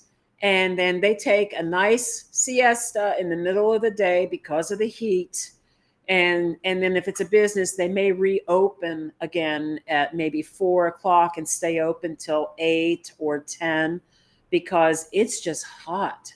It's so hot. And like we noticed that rush hour traffic seems to be right around 3 o'clock. We're guessing that's when people go home for lunch. And I noticed when I was looking for a traumatologist for my arm for the checkup, there were some that were open for a few hours in the morning, and then they would reopen at like 4 or 5 o'clock and stay open till 10 o'clock at night. So it's all around the temperature of the day, trying to avoid that midday heat. It is humidity of 60 to 70%. So a 100-degree day will feel like 135. It's hot. So, but the neighborhood we're in, it's really interesting. As like right about now, as the sun's starting to go down, there is a policeman that gets on his bicycle and all night long. I mean, I don't know if it's the same guy, if they go on shifts or whatever, but all night long they ride through the neighborhood and they have a whistle that's a very low tone, but you can hear it and you can tell what it is. And for the first 3 nights we were here, we were like, what is this thing? is it a lizard? Is it a bird? Is it some type of animal? What? We couldn't figure it out. And it's a whistle that they use so that you know where they are in the neighborhood. Yeah. I mean, he's patrolling. He's got a club hanging off his belt. And his radio to call for help if he needs more help. And, they do that. And, the neighbors have just been great. The people have been, as is usual of all of Mexico, the people are phenomenal. Oh, Mark went out a couple days ago and he bought fruit and vegetables from a man that goes through the streets every couple of days. Yep. And so, and we got the guy who's going down, and we're not sure yet if he's selling sweet potatoes or if he's selling tamales. We haven't been able plantains. We haven't been able to catch him yet. He's got one of those whistles, those steam whistles that you might hear about in Mexico City. He's got one, and it went off and it was loud. If he's got sweet potatoes with lechera, I want that. Well, you can have that, and I'll eat the papas from the pollo stand, because the papas from the pollo stand. But I want to see next time he comes around. I'm going to run out and look and see if that's what he's got. Somebody else was going through selling something. Well, too. we got the guy. We have a house that they basically have torn down, and they're doing a whole reconstruction. They're actually putting in a basement, or they're putting in a cistern. One of the two. I'm not sure yet because they're still working on the whole. I don't know if we'll be able to tell what is done by the time we're finished, by the time we leave. But so there's a guy who comes around. He goes up and down the streets on his motorcycle, and he's selling sodas and waters and things like that. And 2 blocks away, we actually have Central Avenue Norte. And I don't know, quit worrying about him. I mean, shit, it's a bug. Jeez. I know. And there's restaurants, there's barber shops, there's papelerias, it's gimnasios. Yeah. I mean, and that's just where we are. We haven't been to El Centro yet. It's called Centro Norte where we are, but El Centro is huge. And they have a church here. I cannot wait to see this church, San Marco, and it has 48 bells. 48 bells, and when they go off, and they go off every hour, there is a little procession of the 12 apostles that come out and do this little thing on a track. I cannot wait. I cannot wait to see this. Sounds like a cuckoo clock to me. It does. Yeah. It sounds fun. And we're 20 minutes away from the Mirador for the canyon. The canyon that we want to do the boat ride on. So 30 minutes to where they put the barcos in El Rio. But, so 30 minutes there, and then we can take a trip up the river and through the canyon. Okay, so water shortages is a very deep topic. Yes. It's good to see some areas of the world removing dams they know to have caused damage to the environment and natural water systems, which we need. Yeah. And at the time they thought this was the logical thing to do, and as we have become more educated, and Papa was totally right. We have lots of water, but we need potable water. Yes, in places where there are too many humans showed up for the amount that's there, and that's true. It's the potable water, and they could desalinate. Thank you. No problem. Desalinate. That's why you married me, just so I can say those words. But the thing is to move that water to areas that need it. I mean, that's hard. So water conservation is pretty important, especially in areas that are dry climate. You think it's hard, and then you realize, wow, you know what? They have no problem figuring out how to move gas from refineries to the entire country. I know. Well, and so where there is a will and there is a dollar to be made, somebody will figure it out. Because bugs are bird food. And does it include spiders? I've only seen one, and it was a small house spider. Mostly what we're seeing here, honestly, are dead cockroaches because they treated the place before we arrived. Ants. Both all sizes. The itty bitty to the really big, because when I water the plants outside, because there's in the garage area, there's a nice little nature area where they like have a, some like a stuff. Hardin. Yeah, A little bit. and so they're like, can you water the plants every couple of days? No problem. Well, one of them has these huge ants that live in the saucer down below, and when I start filling up the plant above, whoosh, here they come. Here they come. They're looking for the water. And I love lizards so much. Yeah, Trying to show this. I don't know. It says it's showing. It's not showing. I don't know. Anyway, I love lizards too. When I was a little kid, we had a huge terrarium full of anoles. And anoles are the ones that when they bob their head, their throat puffs out to this disc. What I didn't know is how many different types of anole there are in the world. See, everybody thinks that these lizards are all geckos, but they're not all geckos. If they blow their throat out like that, that's an anole. And then, of course, there's other types of lizards as well that will do the throat thing. But I love them. But there's only one gecko.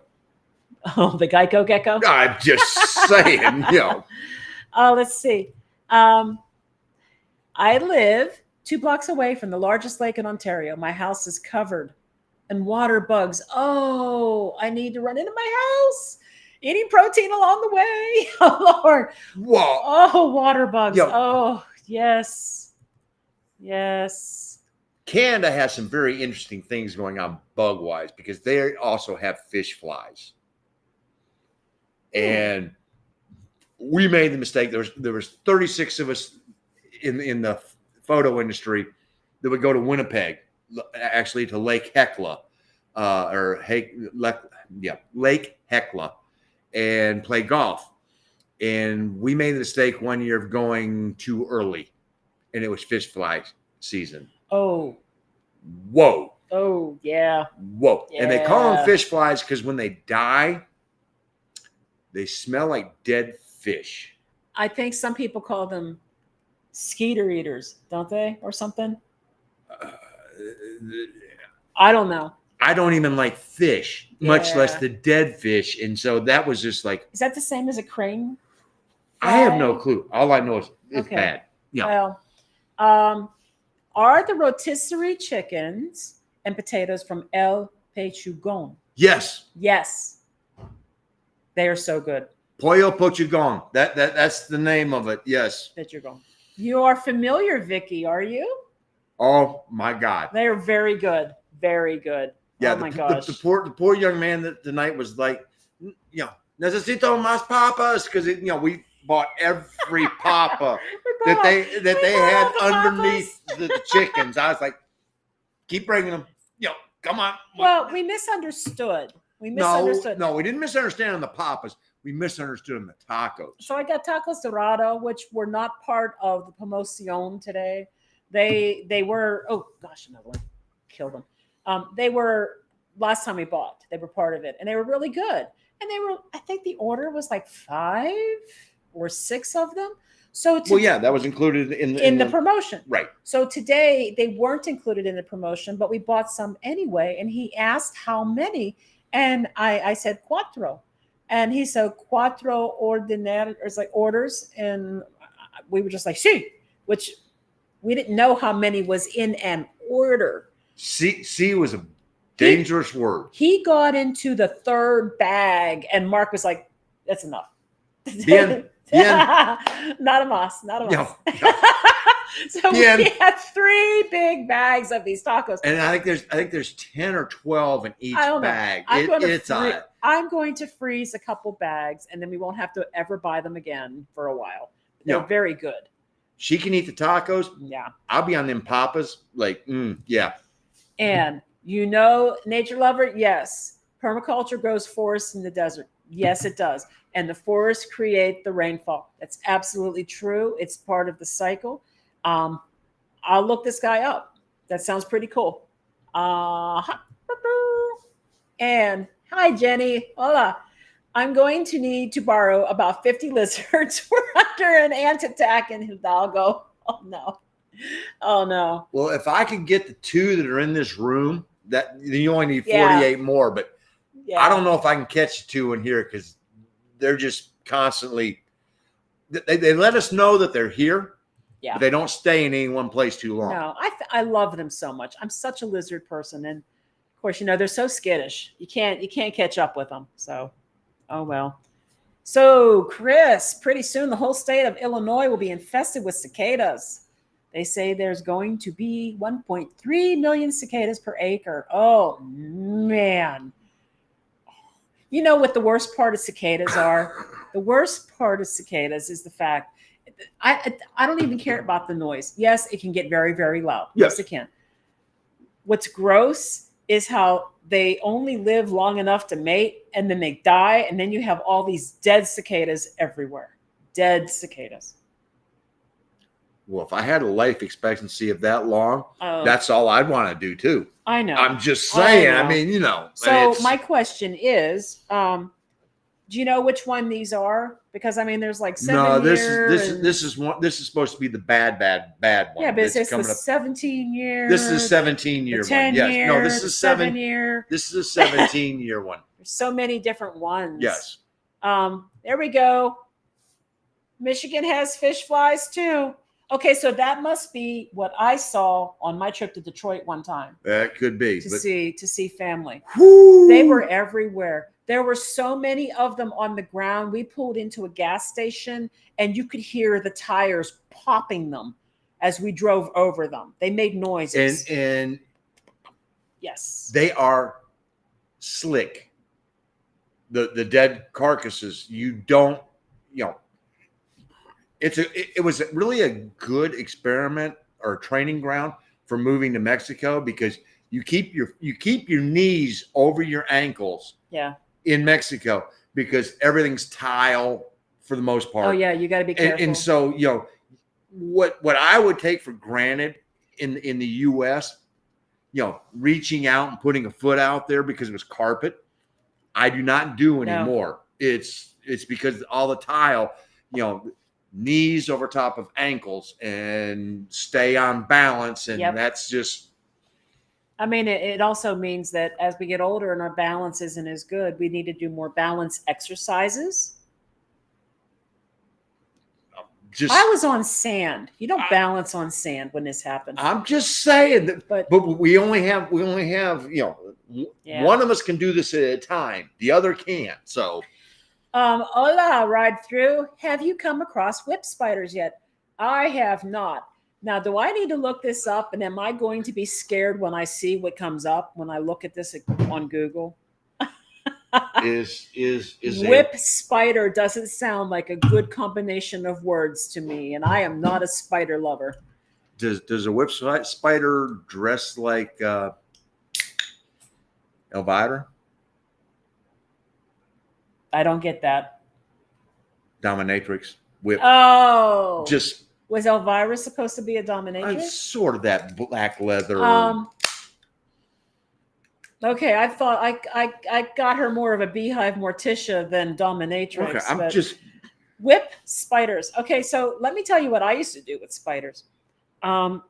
Because I worked in a laboratory, and of course I had really good microscopes. What I used to do is I used to cut their heads off and stick them under a microscope and look at their eyes, because if you turn up the power on the microscope enough and you have lighting from above, and you will see yourself reflected in the eye of a spider.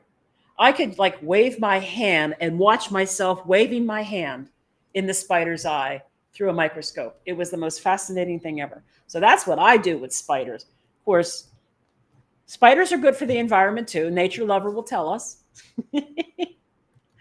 Oh, Vicky, the best papas ever.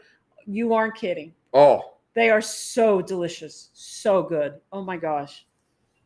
I mean, that's just, yeah, that's, I actually bought the first time we went there, I got 2 orders of them because I looked at them. I remember we had a conversation and one of you guys during one of the lives had said, did you get the papas? Yes. And we went, they didn't have them. And they were like, oh, that's, I looked over and saw that the papas were underneath there and the chicken's dripping down on the papas. And I was just like, no. I'm sorry. I'm seeing some of you guys' comments. Those orders, and yeah. Comments are great. I love it. Yes, dead cicadas. Nature lover, anything dead and decomposing is good for the soil. That is so true. And gosh, thank you for clarifying, Cindy, because I'm telling you, we rolled over them in that gas station and you could hear them pop, pop, pop, pop, pop, pop, pop, pop. And I remember we walked into a grocery store and they were so heavy everywhere that they had flown into the grocery store and they were up at the meat counter and everything. It was just crazy, crazy, crazy. Uh, Set for an infestation of cicadas this summer. What, in Querétaro? You getting them there? Really? Really? I didn't know if they were coming this far south. I didn't either. That's interesting. That's interesting. Oh, wait. How is my toe? Well, some of the skin is grown back now, and it does not burn when I spray my antiseptic on it anymore. So I guess that's a good thing. To tell the truth. To tell the truth. I'm just. You're being punny, honey. Yeah, so it doesn't burn when I every time I have to take a shower, I got to replace the wrap or the Band-Aid, and I spray it all down with all the things that sting, and it doesn't sting anymore. So I guess that's a good thing. That means it's growing back. It's growing back, but it's not totally there yet. It's still a little tender when I'm walking down the stairs, but it's getting there. It's getting there. Thank you for asking. Walking into sand is a great workout. And you know what, nature lover? This happens to me every time. It's also great exfoliation for the skin on your feet. As long as you stay upright, I don't care if you exfoliate. Just stay upright. I exfoliate. So the whip spiders are creepy but harmless, and no leather or tassels. There you go, honey. Well, see, now no we leather know. and tassels. Awesome, awesome, awesome, awesome. Oh, Wilfredo's in Texas. Texas is getting the cicadas. Oh, okay. I thought he was in. Oh no, that's coming up. He's going to be in. Wait, I thought you were already in Querétaro. No, I think it's coming. He's getting to Querétaro before we do. I think it's August, if I remember right. Oh, I thought you was already there. No, I think he's going to be there in August. Okay. Well, but we're getting together for dinner at 1810 because yes, we are. He took Alabama and I took Connecticut. Yes, we are. I love that place. But so we covered the utilities. That's kind of like on the fly. Again, we're not experts. We can only share our experience with utilities. Well, you could say it was on the fish fly. Ew. No, those bugs were gross. They were gross. Is there anything else that you would like us to comment on while we're still live? I think we're going to give this about another 10 minutes and we'll shut it down. Anything exciting? We were supposed to go to Centro today and we did not. I can give you an update on my cellular phone exchange with Samsung. Oh, good. Those who were just listening, learning about this now, I needed to get a new cell phone, and I decided it was stupid to try to get one in the United States and then pay for a service plan for it and everything when I'm never going to use the plan in the United States. So I traded in and got a Samsung phone through Samsung Mexico. The trade-in values was calculated for me, and the difference between buying a phone in the United States and buying a phone in Mexico is that when you do a trade-in in the United States, they will automatically deduct the amount of your trade-in from your bill when you make your purchase. And then if you don't return the trade-in to them, they will bill you for that amount. Well, in Mexico, you pay the whole thing up front. What did you do?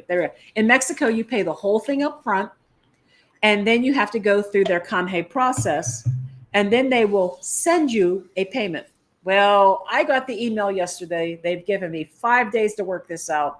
And the email basically says, we're going to send this to your Mexican bank account. We need your clave and everything else. Guess what, guys? We don't have a Mexican bank account. So, but they've encountered this enough to know that they give you the provisions that if you don't have a Mexican bank account, here's what you need to do. So they have plans for that because they haven't had enough people who go, Yeah. I don't have an account. Not everybody has a Mexican bank account. So basically, if you go to the papeleria, you can get a form. Our friends Arlene and Annie Vet got that form.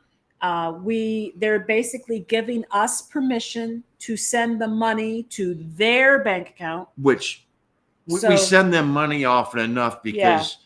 those are my two angels that keep me in supply of Right. my cigars. I mean, So, I just figured we'll send this cell phone payment to them, and that'll be a prepayment for his next cigar order. But the Samsung will not send the money to a person's bank account with a name that's different than mine without this paper. So the paper is basically an authorization that I am allowed to have money sent to their bank account. And once we get that done, I'm going to send that in, and that's how I get my money. Yep. But it's a relatively easy process in Mexico to do this if you're used to the process. It's very different than what it is in the United States.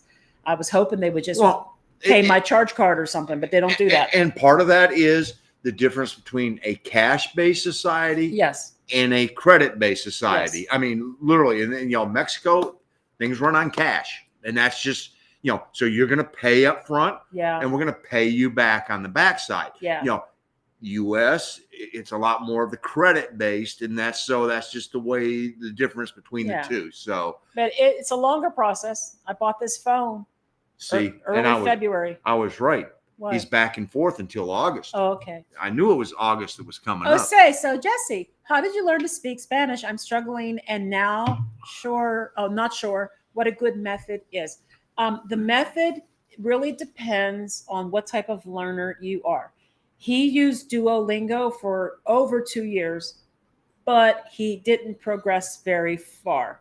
Duolingo is a good vocabulary builder. It is a very good vocabulary builder. I will give it credit for that. That it is, doing the free version of it and just working with it and doing, the little exercises, 3 to 10 minutes a day. Yep. You're going to learn some words, and you also are going to learn some of the basic conjugation of the verbs, and then it becomes, after that, you have to start looking to go, all right, that's going to take me to this point. I think the hardest part was when we got down here. The biggest flaw that I found from Duolingo is that it doesn't teach very well hearing. Right. And the comprehension and the understanding. And that was the biggest issue. And so, learning how to say, puedes hablar más despacio, por favor, no escucho bien, and the people here are phenomenal. Right, right. If I ask them to slow down, because I don't hear well, and whether you can hear well or not, it's a great way of just getting them to slow down and getting the Spanish to you. So what is the correct way to say jacket in Mexico? Abrigo. Abrigo. Okay. Because you don't want to say the other word. Yeah, you don't say the other one. And the other one basically means self-gratification. No, but so yes, Duolingo is a good vocabulary builder. So there's a lot of different ones out there. Both of us are having very good experiences with expat Spanish. Yes. I have to say, Gina is in level 2. I'm in level. There you go. I'm in level 4. And no, don't think that I'm that much better than her. Level 3 is sort of a read on your own. So he had a head start because of Duolingo. So and I took Spanish in the 7th grade. And I lived in New Mexico, which. Okay. And I was predominantly a French speaker. And so Spanish wasn't something that I caught on. I didn't really dedicate the time that I needed to practice it. And so we take this class, Expat Spanish. And if you're interested in it and you use that code, GRU10, you'll get 10% off of your class. But we are using that because For me, it has a level of accountability. We have weekly live classes. I have 2 a Yeah, week, he has two because of this the type of class he's in at the moment. It's conversational. and I'm in level 4. Yeah. Whereas I've No, been in level no. 1 and level 2. And what that entails is a lot of flashcards, which are really very good and very helpful. Yes, they are. And there are video lessons. You have homework video lessons, and then you have live class. And that's been helpful. But I have to say that Amy and Denise, the 2 teachers, are very, very Yes, good. yes. They make it entertaining. The fact that you're there with 4 to 5 other people Yep. who are on the same level that you are, and the biggest thing, and I say this in class, and I've said this before, you're gonna screw up. Yep. And our good friend Tom, shows up there as Tom M. Tommy is fluent in I don't know how many different languages, because the man blew us away. We were walking on the Malecon and he didn't want to talk to somebody. They started talking to him in Spanish, which we know he's fluent in Spanish. And he starts speaking to him in German, and then he's like, huh, what? Yeah. But he said, you keep it basic. You do what you do. You're going to screw up, but you just keep plowing ahead, and eventually, boop, the switch goes on and you just go, oh my God, I don't I've know. got this. I do. I can Okay. I can feel, I get enough now. Am I anywhere close to being fluent? No. But I can muddle my way through a lot of conversations. She's seen me do it. I can get through them He does. and get what I need to get out of it. But I don't hesitate. I'm going to make a mistake. And perdón and lo siento are going to be 2 of your favorite words, because you're going to go, I'm sorry. You know what?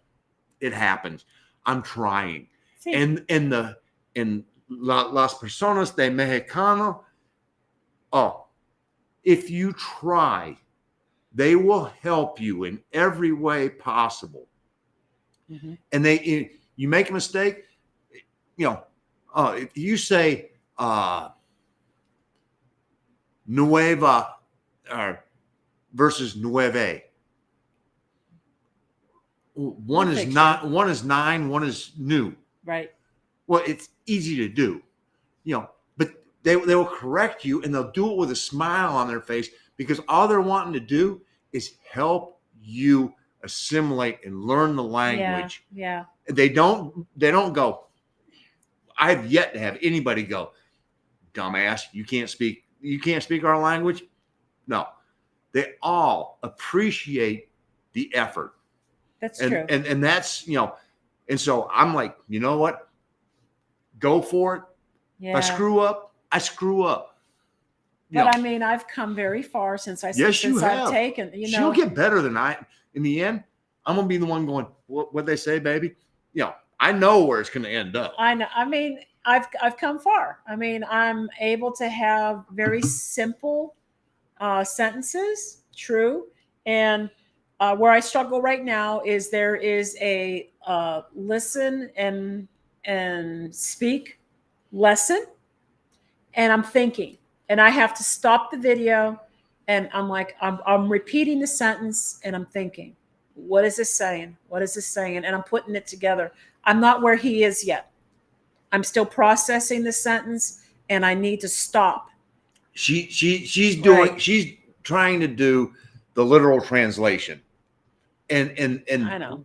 that's the part when you get past the literal translation, and you get to the point where, okay, 50% of those words I've got, then you can sort of fill in the rest, and that speeds things up quickly. And that's what Tommy was trying to tell us, was that, you know what, as you learn the vocabulary and everything else, it goes boom. And so, Thanks, Nature Lover. You're probably gone already. Thank you for coming. I hope you have a good evening. And Wilfredo, we can't wait to see you in Querétaro as well. It's getting close. Let's see. Yeah. So Pimsleur Pimsleur is one that I I used Pimsleur to learn some very basic Italian. I also have Rocket Spanish. I have Rosetta Stone. I have Babbel, and I have another one. I can't think of what it's called right now. It's another app. And I purchased Gritty Spanish. Now, I want to start playing with Gritty Spanish. Now that my proper Spanish is getting better, now I want to venture over into Gritty Spanish to learn slang, because not everybody is walking around speaking proper anything. There's a lot of slang going around, like "que tal?" I mean, things like that. So I've got Gritty Spanish as well. I think that's going to be fun. I've also been watching movies on Netflix and stuff. Occasionally, what I will do is I may still be watching it in English, but I'm putting Spanish subtitles down below so I can kind of read a little bit of what is being said and how it translates. So all these things are helpful. But I think that being in a live class and being on the spot and interacting. Well, and the other part I think that accelerated me versus her is I have taken on the role of being the lead communicator when it comes to dealing with, street vendors or whatever it is. She looks at me going, and I'm like, hey, wherever you want to jump in, go right ahead. But she's been sort of deferring. I've been thinking. And so I've been the primary, and it's sort of been, you use it, and the more you use it, the better it becomes. And that's literally. I know. Okay. All right. So thank you, Cindy. We've had a good time tonight with all of you being here. Thank you so much for jumping in. And just going to say thank you, Nature Lover, for being. Oh, you're still here. So thank you, Nature Lover. And let's see. Wait, hold on. Gritty and subtitles are two great ways to make progress. Yeah, I'm trying. Because, more exposure, the better it is. And the more I start to link it all together and the more I hear it, maybe that switch will click for me as well. Got to use it. I mean, that literally is what. I just purchased a lifetime membership to Q RuPaul's new program. Ooh, Bill and Trisha, I did not know he had a new program. I had used some of Q RuPaul's early on because I really loved his approach to vocabulary building, but I really didn't get very far with his at the time. So I'll look into that. Do we see a pattern here of the bounce versus yeah. I mean, no, but I mean, I just stuck each one. No, I know. No, I know. But it is, you have to find the right one to work. Whatever works for you. Correct.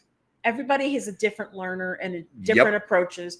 Maddie Gold did a video one time where I forget what they call them when they speak more than 4 languages. Polylinguists? Polyglots or And they were giving their recommendations on how to get to that point where you just pick up languages so easily. And some of the things they said made perfect sense. I think it truly is one of her best videos ever. Honestly. Yeah, I'd agree. It was a good video. And our friend Tom, that's he's a perfect example. You use it. You just use it. All right, guys, we're going to roll because it's 8 after, and I kind of didn't want this to go on forever because, the weekly ones, it's hard for people to go and watch a 2-hour video, So, Vicky, we will see you in Querétaro. Oh, yes. And yes, Nature Lover, we do agree that Paul has an excellent channel. He really does. Paul and Linda both. And adios. And Jesse, you are so welcome. You guys have a great evening. Buenas noches. And we will see you next Wednesday. Same time, same bat time, same bat place. Bat channel. God. Okay. Youngsters, she wasn't even born. I'm sorry. Yeah. Hasta la próxima.